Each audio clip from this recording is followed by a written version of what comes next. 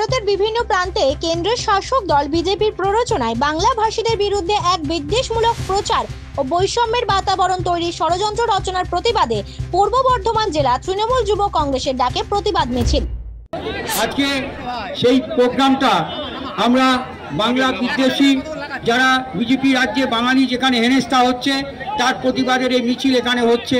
উপস্থিত আছেন স্নেহাংশু ভট্টাচার্য, তিনি নিজে আছেন, দেবাংশু ভট্টাচার্য আইটি সেলের প্রধান, আমাদের সাংসদ ডক্টর শর্মিলা সরকার, বিধায়ক শম্পা ধারা, মধুসূদন ভট্টাচার্য, অবেদানন্দ থান্ডার, নিশীথ মালিক সহ এমএলএরা উপস্থিত আছেন। জেলা পরিষদের সভাপতি শাহপ্রসন্ন লোহার, সহসভাপতি গার্গী নাহা আর প্রবীণদের মধ্যে আমি দেখতে পেলাম যে রাজবাড়ির সামনে আমরা দাঁড়িয়ে সভা করছি।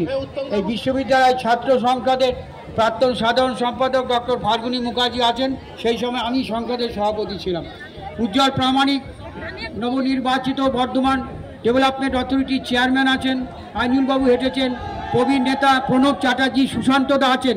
সুশান্তদার নেতৃত্বে আমরা বর্ধমান জেলার তৃণমূল যুব কংগ্রেস করেছিলাম, তাকে মঞ্চে উত্তম সেনগুপ্ত আছেন, প্রণবদাকে মঞ্চে আসতে অনুরোধ করব। মল্লিকা চন্দার, তৃণমূল মহিলা কংগ্রেস তৈরি করেছিলাম 98 সালে আমরা, সেই সাথীরা অনেকেই আমি দেখতে পাচ্ছি।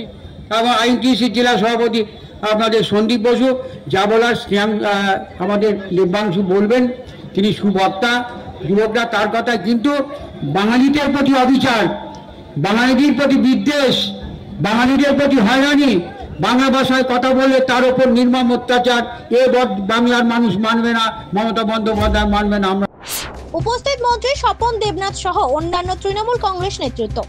ব্যুরো রিপোর্ট, জেলার বার্তা।